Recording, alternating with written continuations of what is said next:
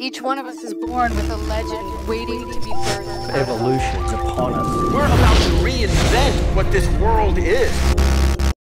You work for me, nobody else. You work for me,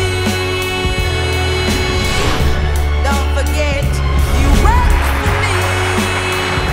Hey everyone, sorry I will not be doing a magic show for you today, but I do have something interesting to talk about. And again, my name is Donny Makower. I'm the president of RED.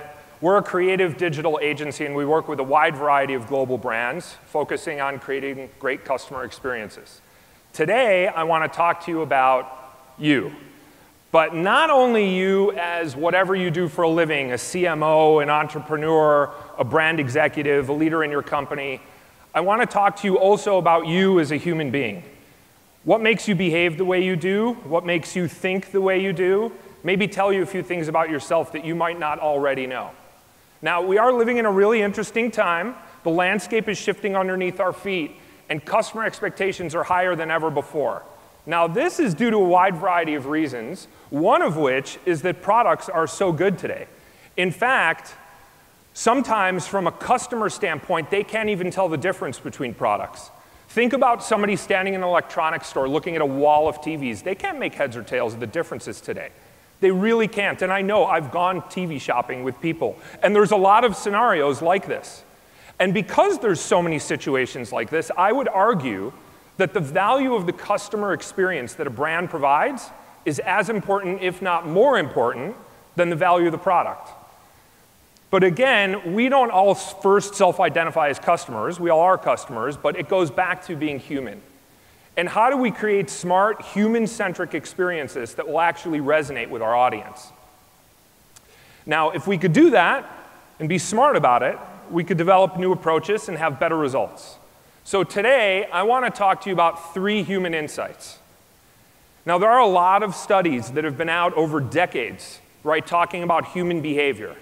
But oftentimes they get overlooked, or maybe even if you've seen it, you don't incorporate it into your everyday strategic thinking. So I want to bring them back to the forefront. So the first one is the rule of biased perspective. Now, every brand that I know of thinks they put the customer at the center. What brand doesn't think they put the customer first? Everyone does. The question is, do they really? Or are they looking at the customer through their lens with their goals and their mission in mind, as opposed to ignoring all that, putting themselves in the seat of the customer and looking at the world through their eyes? Because that's what you have to do. Now, this is really well illustrated in an interesting study that was conducted in Stanford University. This is how it went. There's 2 groups of people, tappers and listeners. Imagine the tappers are over here, right? The tappers get a list of 120 songs, tunes, jingles that are all really popular. Think like the Happy Birthday song. And they have to tap those songs. They can't sing them, they can't tell them anything else, just tap it to the group of listeners that's over here. The listeners, they don't have the list of songs. They have to figure it out from the taps. Now, imagine that one of the songs from the tappers is like Take Me Out to the Ball Game. So it would be, right? It seems easy enough. So they asked the group of tappers, how many of these popular songs do you think the listeners will get by your taps? And they assumed 50% accuracy. In reality, the listeners had 2.5% accuracy. They got 1 out of every 40 songs correct. Because to the tappers, it was totally obvious, like it was for you when I was tapping Take Me Out to the Ball Game, right? They knew what they were doing, but to the listeners, it was just a series of disconnected taps. They couldn't make heads or tails of it. And it just goes to show that what you say is not always the same as what they hear.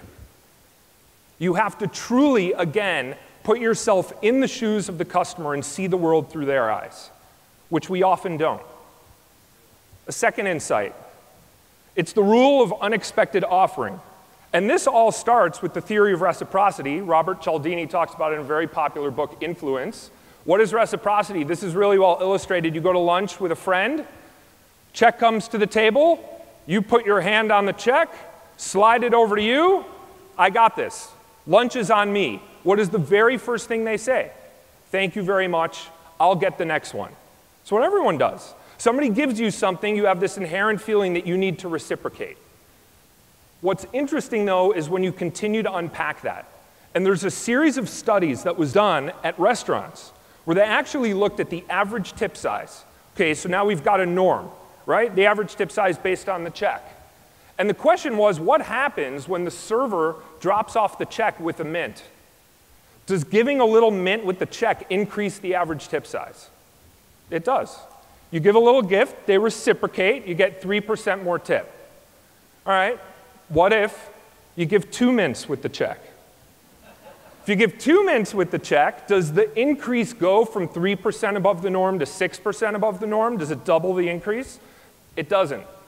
It actually goes to 14% increase in average tip size. But here's where it really gets interesting. So now the server comes over and goes, you know what, here's a couple mints, you guys are awesome, have a good evening, as they did before, and they walk away. And then a minute or two later, they turn around and they go, you know what, you guys are so awesome, I thought you might want a couple extra mints later, so here's a few more. Now what happens? Average tip size increases to 21% above the norm. But why this last scenario is so powerful? It's because in this last scenario, it was personal, and it was unexpected. You guys are great.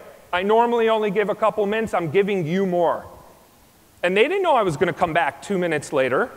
Because it's personal unexpected, it increases the value of what they give back. If you give something in that way, it truly comes back to you in spades. The third insight, the rule of reciprocal fairness. What does everyone expect from a brand? Everyone expects transparency, fairness, authenticity. And again, I don't talk to a lot of brands that don't think they're authentic and fair, but if you look online, the internet would often beg to differ, thinking that brands often do things in the fairest way. Now, this is really well illustrated, this incredible importance that we should pay to fairness, by looking at the ultimatum game. This is a study that's been replicated around the world in different languages. The results are always the same. Here's how it goes. You've got 2 people, person A and person B. You put them in a room, and you go, all right, guys, you have $100 to share between the 2 of you. But the money slides over to person A, because person A has a certain power. Person A gets to decide how much of the $100 they want to offer person B. One-time offer, non-negotiable, so you got to get it right. Person B has the power to accept or reject that offer. If person B accepts it, they get the money that was offered to them. Person A gets what's left.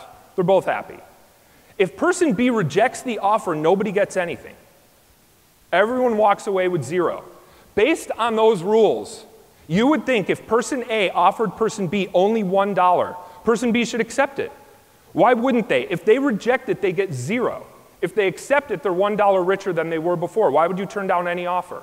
But there's a magical threshold of $30. If person A offers person B less than $30, person B is more likely to reject the offer and get nothing.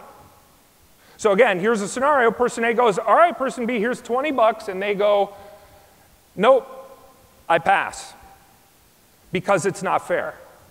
They don't like that split. It's completely unfair, inequitable.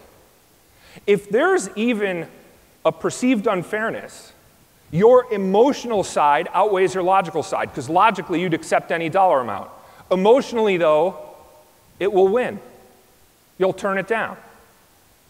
So somebody perceives an unfairness, they will literally scorch the earth and want to hurt you back. Because think about it, I'm not taking the $20 just so you can't have 80. If you were just offering me $20, I'd take it, but I'm not taking it so you can't have 80. They're reciprocating the unfairness. And again, you see this over and over again. Now, many of us have seen studies that show that if somebody has one bad brand experience, it takes 8 to 12 good experiences to overcome that. And by the way, you know, the consequences of a bad brand experience are dire. There are bad reviews, bad PR, bad tweets, bad buzz. This is a hole you don't want to have to dig out of. And again, it illustrates the importance of fairness and transparency. Now let's recap. 3 rules that I went over, right? In summary, don't simply assume you see the world through the customer's eyes. Do the work to get there. Truly have an unfiltered view of the world. 2, give in a personal and unexpected way. And 3, be surprisingly authentic, unusually transparent, and relentlessly fair, because people are counting on it. It's what they expect today. And there is a meta story here. The meta story is that we should all be students of human behavior. In fact, I'd take it one step further. We should be infatuated with how the human mind works. Because if we are, we'll know what people want, what they don't want, what they love, what they're callous to, and we'll be able to create really smart, human-centric customer experiences that people will genuinely welcome into their lives. Thank you.